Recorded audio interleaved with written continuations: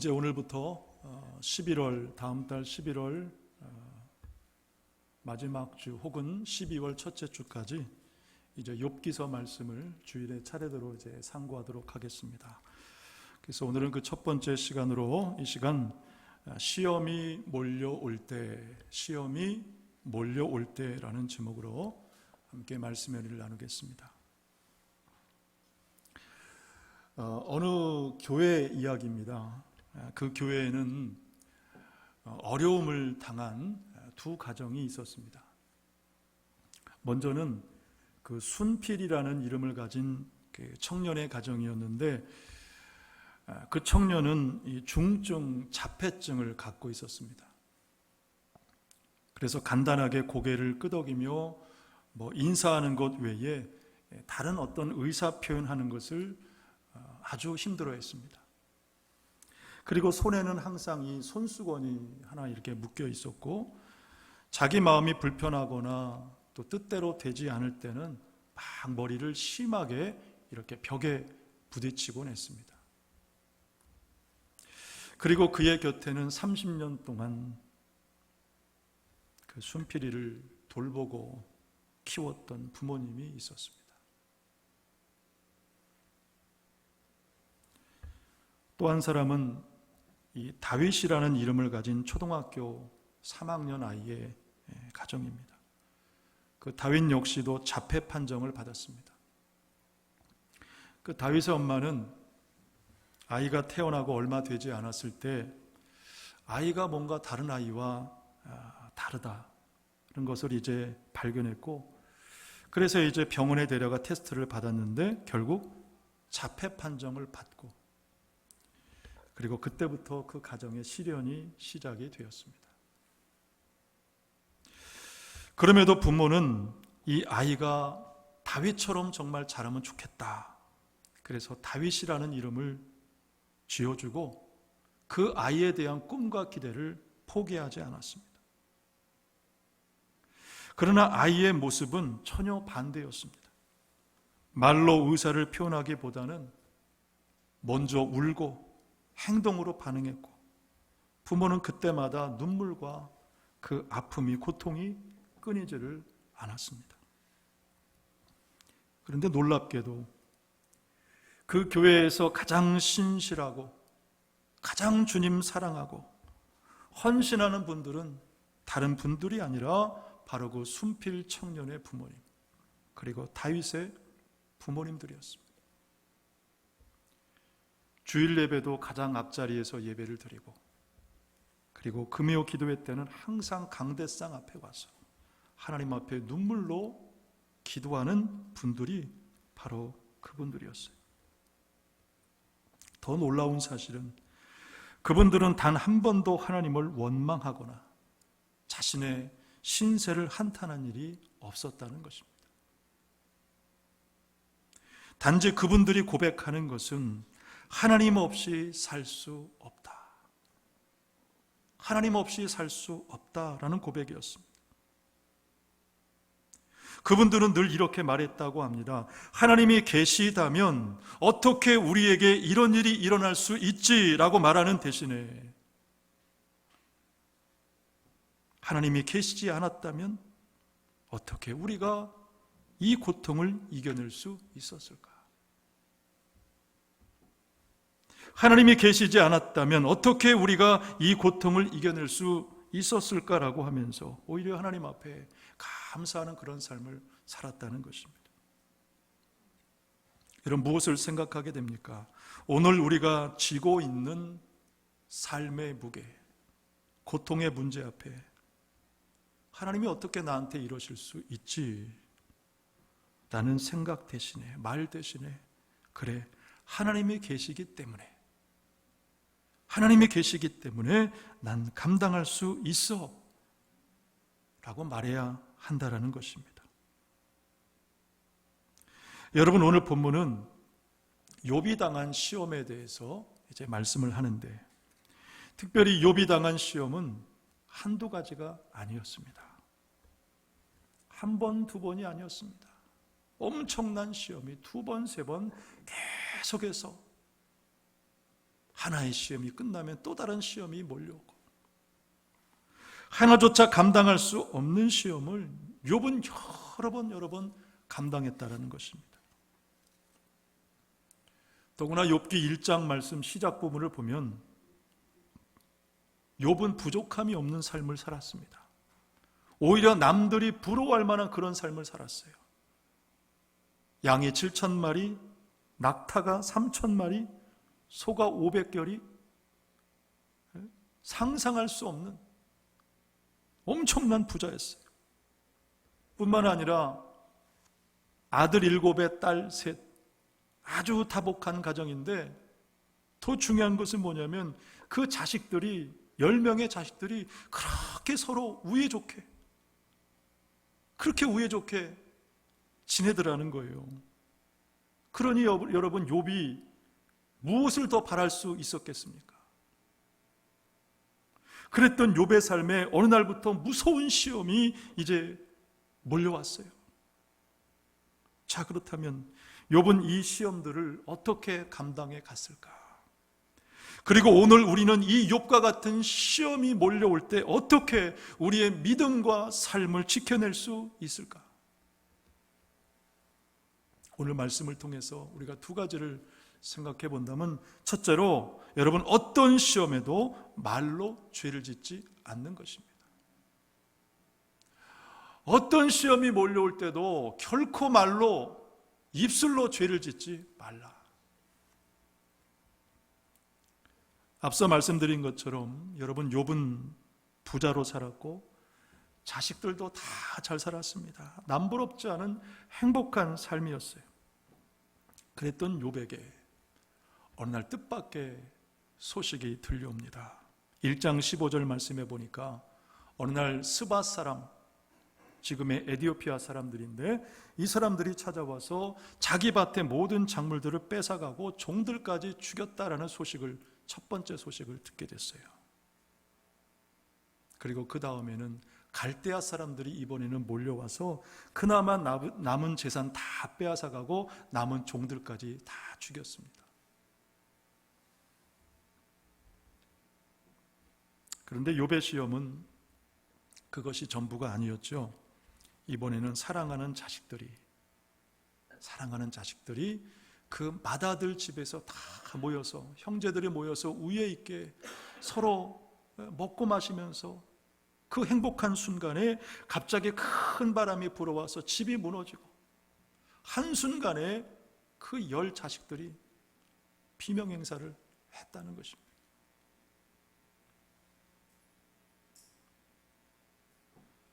여러분, 저와 여러분이라면 과연 이런 시험을 감당할 수 있겠습니까? 하나님 원망하지 않고 입술로 죄를 짓지 않을 수 있겠습니까? 그런데 성경은 이 욥에 대해서 이렇게 말씀합니다. 1장 20절에서 22절까지 말씀을 우리 한번 보겠습니다. 1장 22절 같이 봅니다. 시작. 욥이 일어나 겉옷을 찢고 머리털을 밀고 땅에 엎드려 예배하며 이르되 내가 모태에서 알몸으로 나와 싸운즉 또한 알몸이 그리로 돌아갈지라. 주신 이도 여호와시요 거두신 이도 여호와시오니 여호와의 이름이 찬송을 받으실지이다 하고 이 모든 일에 욥이 범죄하지 아니하고 하나님을 향하여 원망하지 아니하니라. 여러분, 욥은 감당할 수 없는 시험을 연속적으로 당했지만은 하나님을 원망하지 않고 누구를 탓하지도 않았습니다. 오히려 그의 고백이 무엇입니까? 알몸으로 나왔으니 알몸으로 돌아갈지라. 주신 이도 여호와시고 거두신 이도 여호와시니 여호와의 이름이 찬송을 받으실지로다. 오히려 하나님을 높여 찬양했다는 것입니다. 자, 그렇다면 이 정도 됐으면 이제 시험도 끝나야 되지 않겠습니까? 그런데 그렇게 하나님을 높여 찬양했음에도 불구하고 또 다른 시험이 찾아왔어요. 이번에는 자신의 몸에 종기가 나서 큰 고통을 경험해야만 했습니다. 얼마나 고통스러웠던지 제 가운데 앉아서 그 질그릇 조각으로 자기 몸을 그 가려운 데를 긁고 있더라는 것입니다. 여러분, 얼마나 불쌍하고 초라한 모습입니까? 그런데 이 모습을 지켜본 한 사람이 있었습니다. 바로 욥의 아내였어요. 그 욥의 아내가 말합니다. 오늘 본문 9절에 보니까 그의 아내가 그에게 이르되 당신이 그래도 자기의 온전함을 굳게 지키느냐? 하나님을 욕하고 죽으라.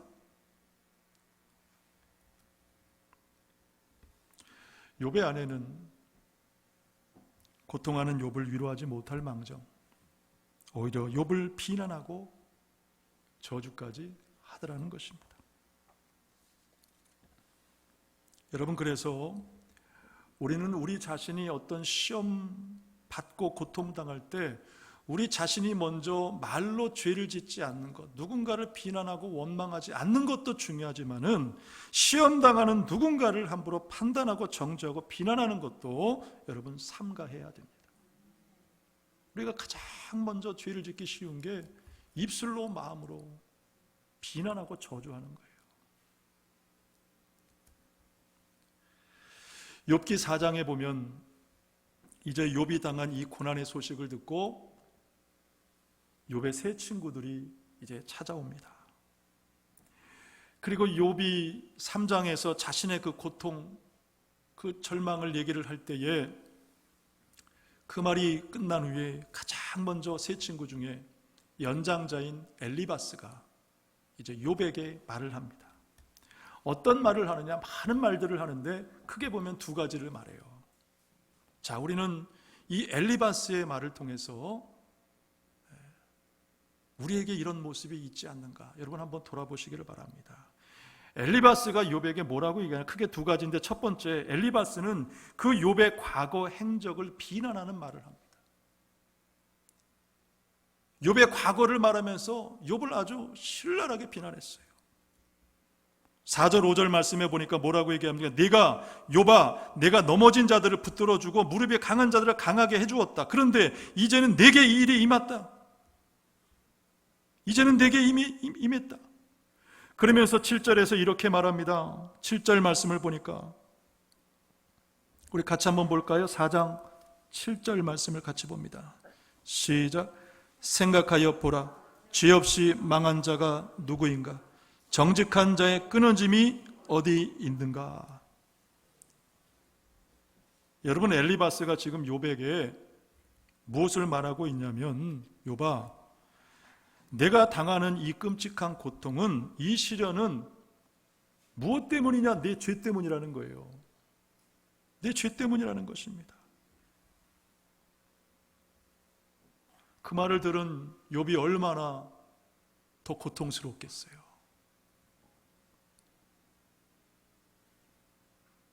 그러면서 덧붙인 말이 8절 말씀해 보니까 내가 보건대, 그래. 내가 보건대. 자기가 이제 판단하는 거죠. 그러면서 내가 그동안 악을 밭갈고 독을 뿌리는 자는 그대로 거둔다 그랬어요.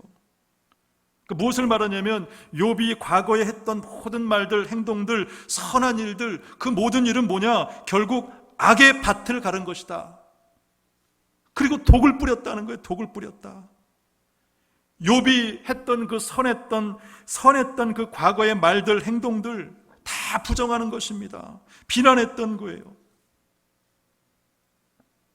욥을 위로하겠다고 찾아왔지만 그게 욥에게 위로가 되겠습니까? 욥이 더 고통하고 더 절망하는 거죠.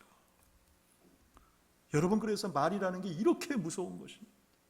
네. 둘째로 엘리바스는 뭘 말하냐? 12절 이하에 보면 엘리바스가 이제 자신이 경험한 환상을 말해요.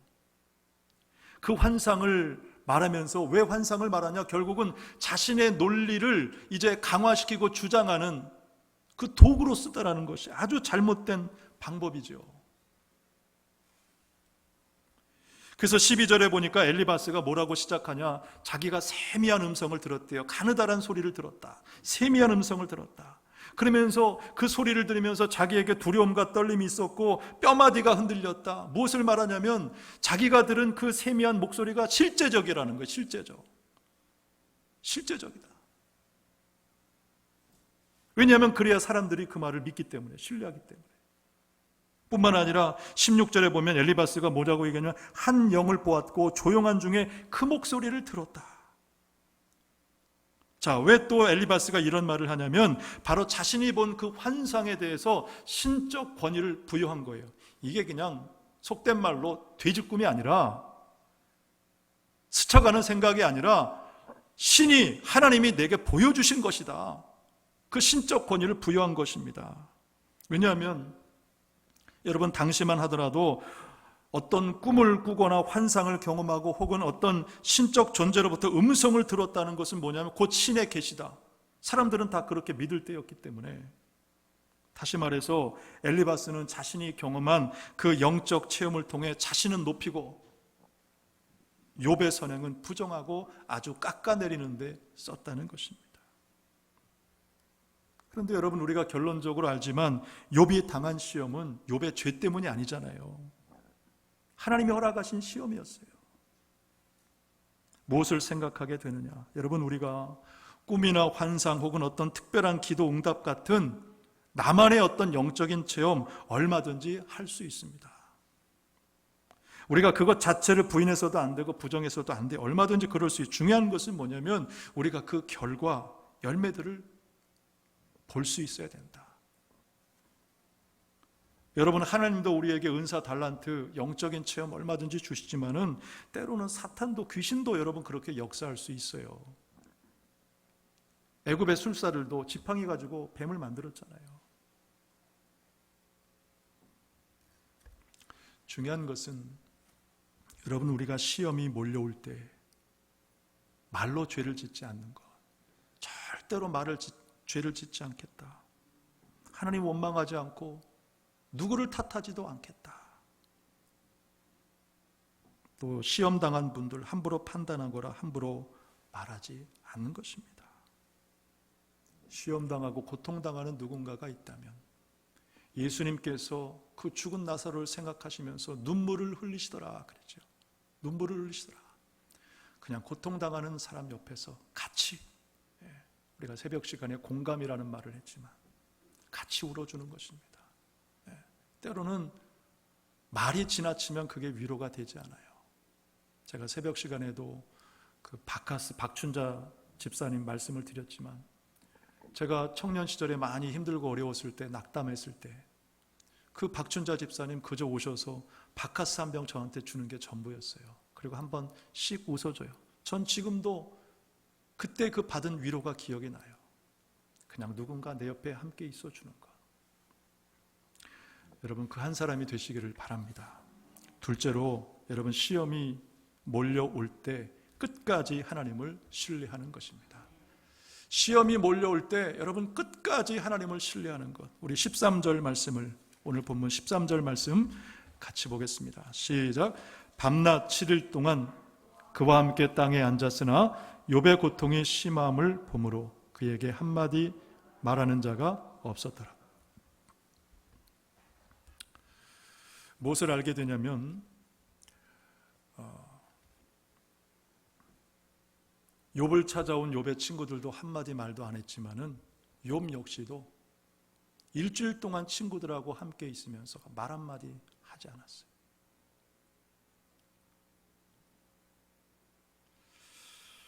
세 가지를 우리가 생각해 볼 수 있습니다. 왜 욥은 찾아온 친구들에게 말 한마디 하지 않았을까? 세 가지를 생각해 볼 수 있는데, 첫째는 그만큼 욥의 고통이 컸기 때문에, 너무 고통이 크니까, 극심하니까 말조차 할 힘이 없는 거예요. 의지가 없는 것입니다. 둘째는 찾아온 친구들에게 자신의 형편을 하소연해봤자 어떤 위로나 해결책이 되지 못함을 알았기 때문이죠. 우리가 여러분 다 그런 거 경험하지 않아요? 누군가에게 말하고 싶은데 가면 내가 왜 그랬지? 그렇게 후회할 때가 많습니다. 그리고 셋째, 욥이 한마디 말을 하지 않았던 이유는 다른 것이 아니라 하나님을 신뢰했기 때문입니다. 비록 지금 내 고통이 크지만은, 극심하지만은, 견딜 수 없지만은, 그러나 하나님의 뜻이 있을 것이다. 고통에는 하나님의 뜻이 있다. 하나님을 신뢰한 것입니다.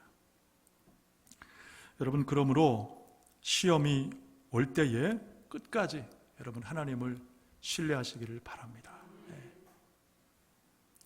저는 지난 22년 목회를 쭉 돌아보니까 목회를 이제 시작한 지가 22년이 됐는데, 물론 목회라는 것이 항상 긴장이 되고 항상 걱정이 되고 편한 것이 아닙니다. 돌아보니까 그래도 작년 올해 가장 고통스러운 시간을 보냈다, 지금도 보내고 있다라는 생각을 해봅니다. 근데 사실 모든 목회자가 마찬가지겠지만은 목사의 가장 고통스러운 순간은 언제냐면은 함께 있던 성도들이 어느 날 갑자기 아주 쉽게 교회를 떠날 때입니다. 그렇게 만나서 대화하고 축복하고 권면하고 기도해주고 마음 다 쏟아도 그냥 떠나면 되는 것이냐, 남겨진 일들은 어떻게 되는가, 그때마다 참 마음에 깊은 상처가 됩니다.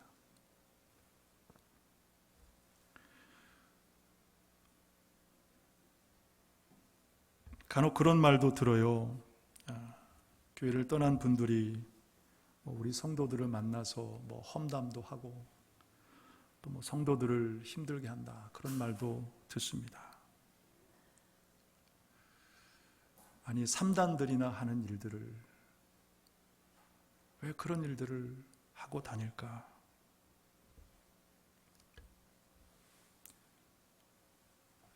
그러면서 저는 입은 상처에 다시 한번 또 상처를 입습니다. 그럼에도 제가 그런 분들을 만나서 말을 하거나 무슨 설명을 하지 않는 단 하나의 이유가 있다면 그것은 하나님을 신뢰하기 때문입니다. 그리고 또 하나, 여러분들을 믿기 때문입니다. 어떤 말을 들어도 여러분들은 잘 분별하실 줄로 믿고 흔들리지 않을 줄로 믿기 때문에, 여러분, 예수님은 이 땅에 오셔서 죽기까지 고통을 당하셨습니다. 죽는 순간까지 고통을 당하셨어요. 그 사랑하던 제자들, 3년 동안 동고동락했던 제자들에게 배반당하시고, 예수님 십자가에 달리실 때 제자를 다 떠났잖아요. 죄가 없으셨지만 죄인의 신분으로 고통당하시고 그리고 십자가에 죽으셨어요. 그렇다면 왜 죄 없으신 예수님께서 끝까지 고통 가운데 죽으셨을까? 오늘 우리에게 무엇을 말씀해 주시는가? 그것은 오늘 우리가 고통을 당하지 않게 함이 아니라 고통을 주님과 함께 지고 가라. 우리의 그 고통의 문제를 주님과 함께 지고 가라. 내가 너희와 함께 하겠다. 그것을 어쩌면 우리에게 몸소 보여주신 것이 아닐까. 그래서 주님이 말씀하셨죠. 마태복음 11장 28절에서 30절까지 우리가 잘 아는 말씀입니다. 우리 같이 한번 보겠습니다. 시작. 수고하고 무거운 짐진 자들아, 다 내게로 오라. 내가 너희를 쉬게 하리라.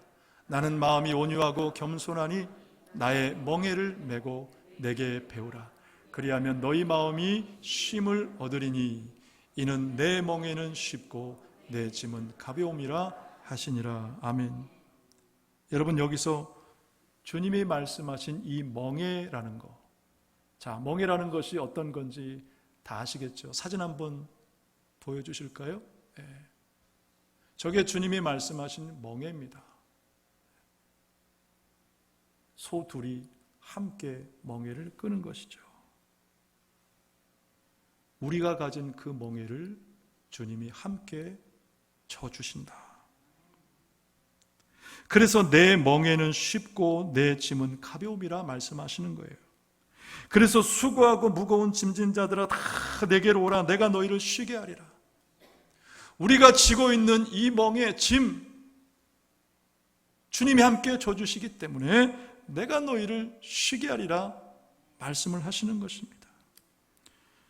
여러분, 그러므로 저와 여러분이 지금 당하고 있는 그 시험과 고통의 문제, 여러분 주님 앞에 맡겨드리시기를 바랍니다. 그리고 쉼을 얻으십시오. 쉼을 얻으십시오. 여러분, 그것이 믿음인 줄로 믿습니다. 하나님은 반드시 그 믿음 가운데 응답하실 줄로 믿습니다. 오늘 말씀을 맺습니다. 여러분, 두 가지를 기억하십시오. 시험이 몰려올 때 절대로 말로 죄를 짓지 마십시오. 하나님을 원망하거나 누구를 탓하지 마십시오. 그리고 끝까지 하나님을 신뢰하십시오. 하나님은 저와 여러분의 그 믿음을 반드시 기억하시고 축복하실 줄로 믿습니다.